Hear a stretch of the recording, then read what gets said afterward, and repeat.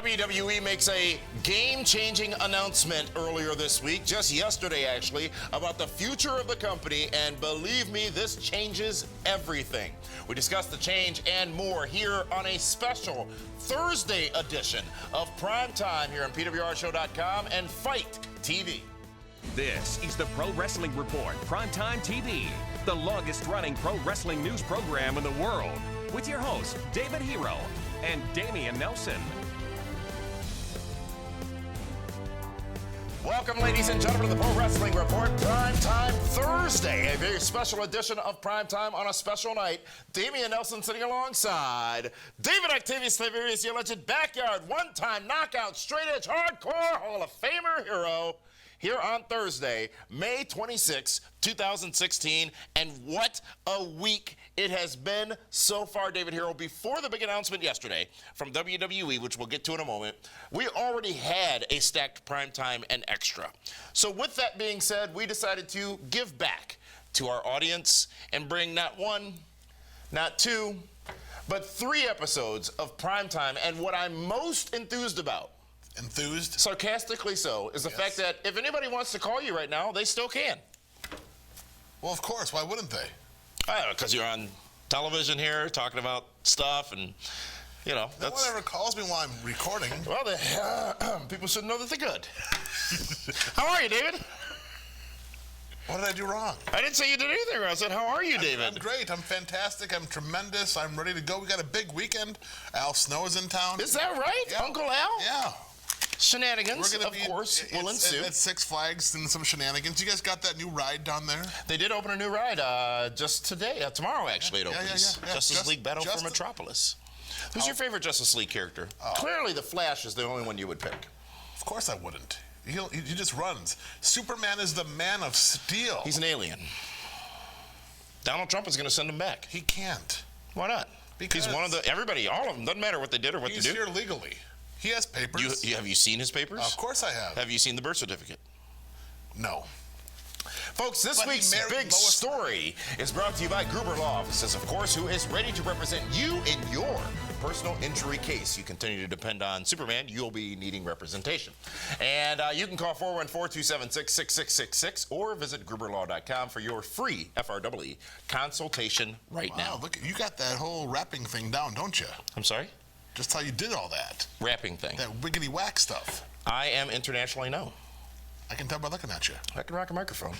Yesterday, folks, WWE made a blockbuster announcement that WWE Smackdown would be moving to Tuesdays.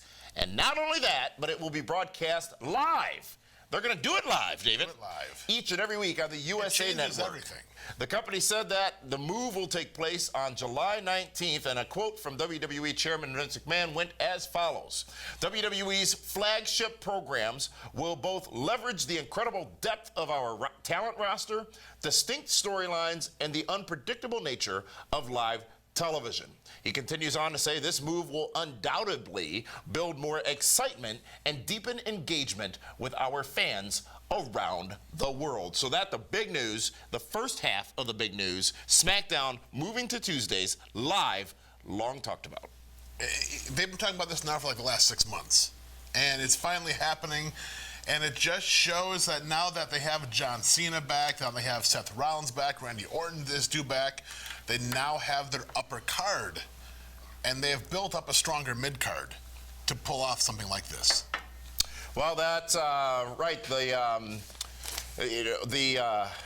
I lost my place there. You actually made a good point. Distinctive rosters. I'm not used to being here on Thursdays. Yes, there will be distinctive rosters because the brand split is back. That's right. WWE Raw and SmackDown will both have their own distinct rosters and storylines.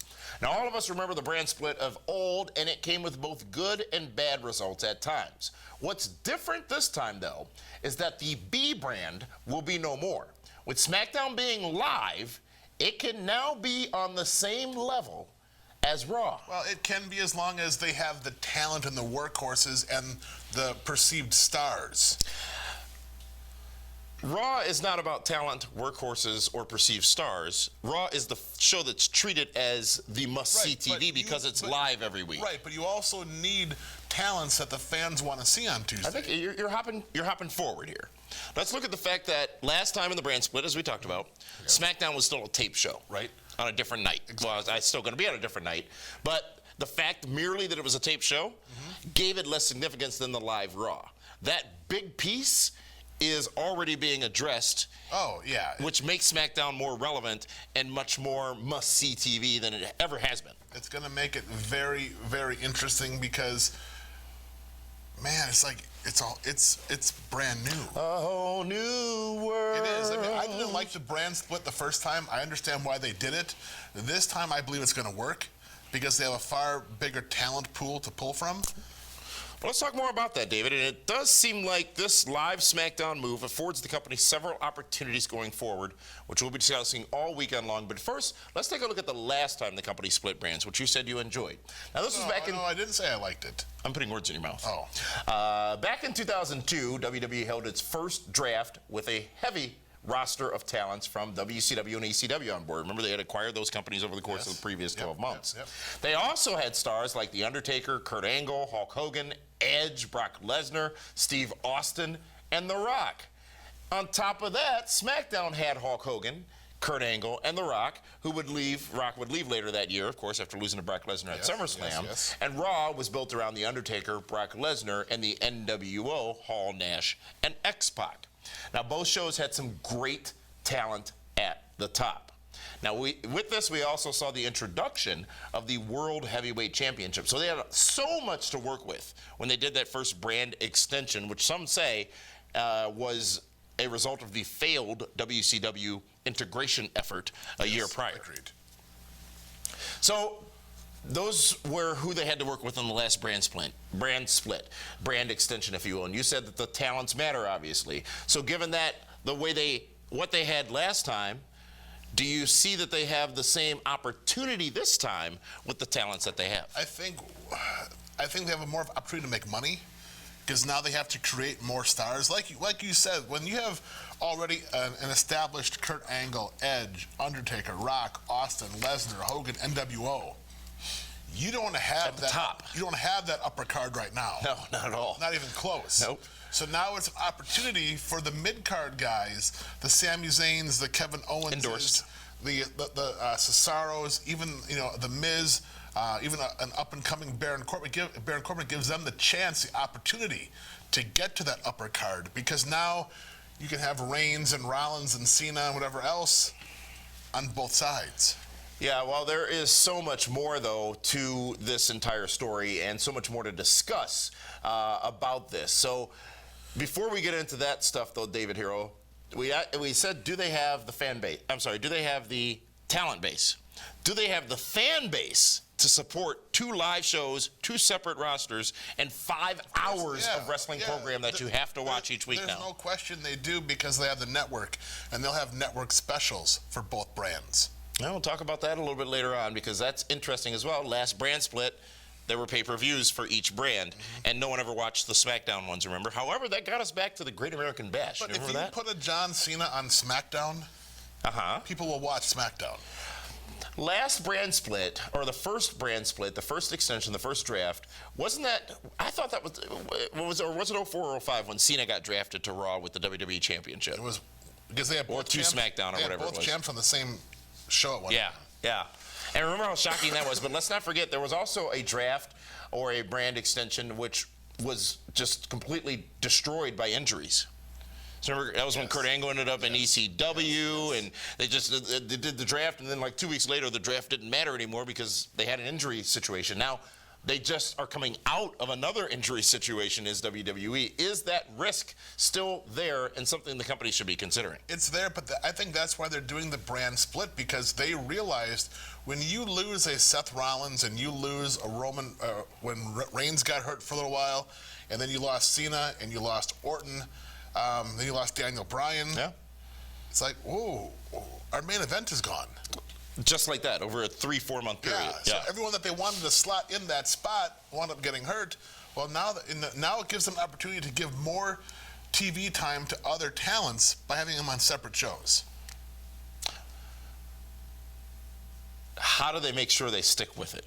If injuries won't do it, in the past, they've had to react. Okay, but what you're forgetting is that it's a merchandising juggernaut.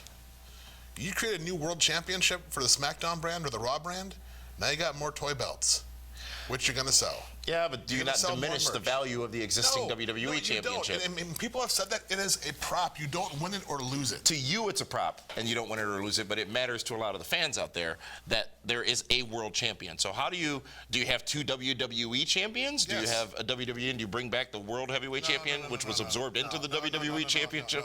No, that you can't do. What if, and we'll talk more about this as this weekend continues, but what if there was still the WWE Champion, and you take the titles they tried to elevate over the course of the last year, the U.S. and Intercontinental Championships, and make those the focal points on one of the two brands? The U.S. title goes to Raw, the other one goes to IC goes to SmackDown, or vice versa. You let the tag champs float between both companies. Why is that? Because I think that you should. I don't think you need two sets of tag champs. They can use New Day on both Raw and SmackDown. Let's see that, but then it's not a brand. Yes, it is. Split. It's still a brand split, but you can have a floating champion. How does that make sense if you have different storylines on each show with different writing teams, different head writers? Because you still have teams on both brands trying to become the tag team champions.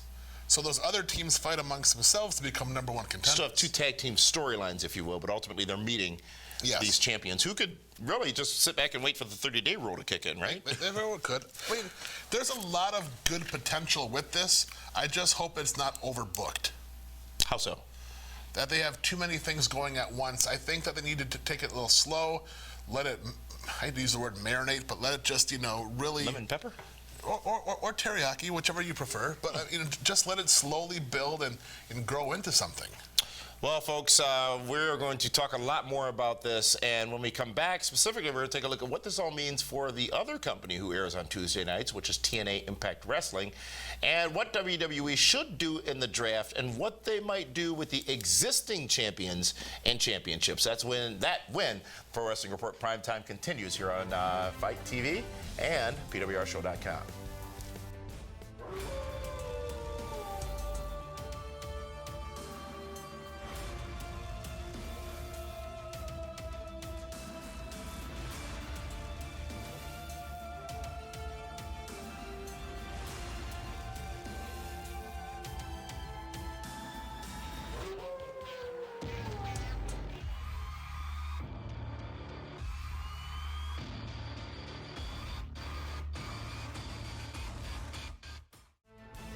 Welcome back, ladies and gentlemen, to the Pro Wrestling Report. Primetime Thursday. It's a special edition of Primetime, given the big, huge news coming out of WWE this week that really, quite frankly, David Hero, no matter what, will shake the wrestling business up quite a bit. Rattle, and roll it. WWE moving SmackDown to Tuesday nights live each week, and the brand split is back. We talked about the prior versions of the brand split, and that was in effect until 2011.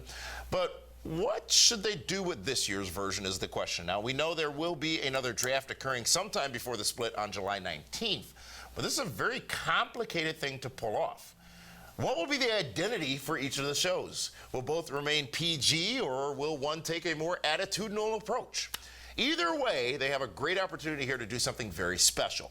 They can create two brands for their very diverse fan base. They could create a brand for the casual audience on Mondays, and then have a smarter brand for the more dedicated audience on Tuesdays. Now, it seems like they're making the point that the shows will indeed be different, but how long will they remain separate? I can see the SmackDown brand show being more of the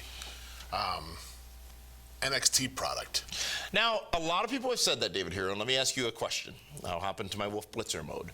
Are you saying that because you still see SmackDown as the B show? Not at all. So why wouldn't Raw be the NXT show? Because they've been around longer. Who is they? Raw. So what does that matter? If the shows are both live and on equal par. Because I'm sure the USA Network says, don't mess with... Got to protect what's working. Exactly. Yeah. I mean, USA has their fingers in this, a little bit. But do they send a huge message? USA doesn't care because SmackDown's going to get higher ratings. Raw's going to maintain its ratings. Everybody's going to win in this scenario regardless. So I'm not sure how much they care. You are indeed right. They want to protect what they have already. But I think they trust WWE enough to do what they feel is right to do this brand split and this roster extension, if you will. So I'll let you continue saying that one of the brands, you say SmackDown, yes, could be more NXT-based than the other. Ring of Honor-ish, whatever you want to call Wrestling. it. Yes. Which SmackDown was in the last brand extension. But now it's going to be live. All the way live, baby. Which brings a whole new dynamic, which makes it far more fun, which means now you can't afford to miss it. You have to watch it, just like Raw. I mean, you have to watch it because it's live. I mean, let's be honest. How many times, like for me, I usually just catch the SmackDown spoilers. I don't usually watch. You're that fan? You're a broadcast? No, you're not. I'm an opinionist. Barely. And just because it's, I just catch the spoilers, and if there's something I want to see, then I'll watch. Now I have to watch Monday night and Tuesday night, and then Wednesday night is now NXT on the network. It's like lions and tigers and bears. There's a whole lot of stuff going on here. You are very correct about the spoilers, and a lot of people are satisfied with the spoilers. However, you get so much more out of the show when you actually watch it because the spoilers can't tell you everything. They'll give you match results and maybe somebody cut a promo, but it's fascinating when you actually watch the show and absorb everything that they're presenting in the show. You are exactly right that now you can't read the spoilers. You got to watch it, and it's live. All the way live. So you're going to watch it. I think that's what is the biggest difference of this brand split versus the last brand split, is they have an opportunity, whether they do it or not, they have an opportunity to make SmackDown as important each week as Raw. Because everyone's been saying for the last 6 months or so, 7 months, 8 months, SmackDown's the better show. Have they? People have been telling me that. But is that because it's actually a better show, or is it because they can make changes in post-production? Now it's going to be interesting. I mean, I'm confident that, SmackDown's going to stay strong, and they're going to have guys that people are going to want to tune in to watch. It's just going to be interesting because you have to recondition the Joe Walmart wrestling fan to now watch SmackDown. McCain's running mate? Yes. They have, I guess I'll say this flat out. I have hesitations and reservations over them going all the way with this, because there will be that perception among some in the company that they'd have to protect what's already there. However, they have to protect Raw, and they will. I think they can still protect Raw and completely change it, as they did this past Monday on Raw, by the way, because nobody with any long-term name value, except for Chris Jericho, won an important match on Monday. They sent a clear message this past Monday that Raw was changing and the WWE was changing. What's going to be interesting? We'll know where John Cena winds up as to what direction the company's really going in. Now, tomorrow we're going to be the book, the rosters, if you will, and we're going to pick the 10 names that each of those rosters is going to be built around, if you will, at least if we were booking it. But we've seen John Cena spend a lot of time on SmackDown over the years as it was a tape show, all in the efforts, I think, to get more viewership for SmackDown. But again, it was still taped. Right. So nothing they really did really mattered. For me, if I am going to rebrand SmackDown, that's my guy. You would build SmackDown around John Cena. If you were going to rebuild it. I would build around him, but he's my top pick. I'm not building it around him. I'm getting a guy that's going to draw the most eyeballs. They're currently, and we're going to talk about this again later, but they're currently running 2 tours on the live event side. There's the Roman Reigns tour, and there's the somebody else tour. The Dean Ambrose tour. Yeah, the Dean Ambrose tour, which was the John Cena tour before he was injured. So are they already sort of showing us or telling us, because they've been experimenting. This is not a whimsical decision. No. And they, I think while they're still figuring things out, I think they've got a lot figured out already. Back also. Here comes the money. Did you watch the podcast on Monday? I did. Was it the Mick Foley podcast or the Shane McMahon podcast? Mick was the moderator. I thought Shane was honest. I thought Shane was very honest, but there was a lot Shane didn't say. Well, there's a lot of stuff you can't say. I mean, come on. On their programming, yes, you're right. Yeah. Anyways, don't want to deviate too much, but questions for you. In the past, each show has had its own separate general manager. Should they do that again? Oh, there's no doubt. A general manager, not a authority figure, if you will, or an owner. You know what? Whatever. I send Shane and Cena to SmackDown. Shane and Cena. Yes. How does that make sense if Shane is reigning in the new era? Because SmackDown is a new era show. But Cena's not new era. But Cena is the... You need that seasoned, iconic veteran. John Cena moves to SmackDown. Let's tune in to see what John Cena's going to do. John Cena is the one guy that can help and teach and elevate these younger talents. You're absolutely right. He's been doing that. He was doing that prior to his injury, but it won't be as obvious as perhaps it should be in this scenario that would be his role. Okay, so let's say you take all the 10, 12 NXT peeps that have been called up recently, and they all go to SmackDown with John Cena. Well, That's a disconnect. You can't do that. That would be suicide. Because now you're putting John Cena in there with a bunch of people that a lot of the USA Network fan base doesn't know. Yeah. Okay, so Cena needs a Randy Orton with him. And he's an AJ Styles. Wait, the USA Network fan. They're both on the USA Network. But NXT isn't. Oh, correct. Yes, you're right. You know, so you can't just throw in the Vaudevillains and Big Cass and, you know, Asuka and all these NXT stars on SmackDown because the fans won't know who they are. But here's something to consider. The same people or the same writing team or head writer from NXT during that time when all those people became stars is apparently going to be working on either Raw or SmackDown going forward. So he did it once. How could he not do it again? It's a different audience. How's it a different? It's a larger, less loyal audience. Yes, it's a more casual audience. It is. It's an audience that not everyone that's watching SmackDown is paying $9.99 a month to watch NXT. So back to the earlier question of, will one show be driven more for the casual fans, and another show be driven more towards the smarter fans who chant at Roman Reigns as they did at Extreme Rules, "You can't wrestle," or yelling boring at Ric Flair? Yeah. The obnoxious ones. But here's the thing. They still are going to watch the other show so they can do those things. Yeah, exactly. But maybe not if you have a show that caters specifically to that audience. And they'll still pay $175 to sit in the third row and say, you can't wrestle, or this sucks, or CM Punk, whatever else. And you want to know something? The Office will happily take their money. That check cashes too, right? Of course it does. Well, folks, this discussion is only beginning here on this subject and speculation. And every time we discuss a topic as it relates to this, another question is raised. What happened to Cody, huh? I addressed that on my Real Talk podcast on Tuesday, and I will address it again on PrimeTime this Saturday. You're doing okay? I mean, I'm doing great. I noticed that Jameson sales have gone up in Gurney. As I said on my podcast, I respect what Cody Rhodes did. I still have endorsed him. He is going to be just fine as a tremendous human being and wrestling talent. And he did what the right thing he thought was for him. And I support it 100%. So, wait, hold on a second. When CM Punk did that, you said he quit. CM Punk quit. CM Punk didn't ask for his release. CM Punk quit. He stopped showing up. He went home. Isn't it the same thing? It's not the same thing at all. Cody Rhodes has a favorable rehire status. He went through the process. Oh, I heard it's not that favorable right now. He went through the process. CM Punk didn't go through the process. And I did not say, I do say, the process. Process? The process. Okay. He didn't just quit. He gave notice. Why are you so defensive? Because you're trying to Fox this. You're trying to Fox News this and spin it from the left to the right. I'm asking an honest, fair, and balanced question.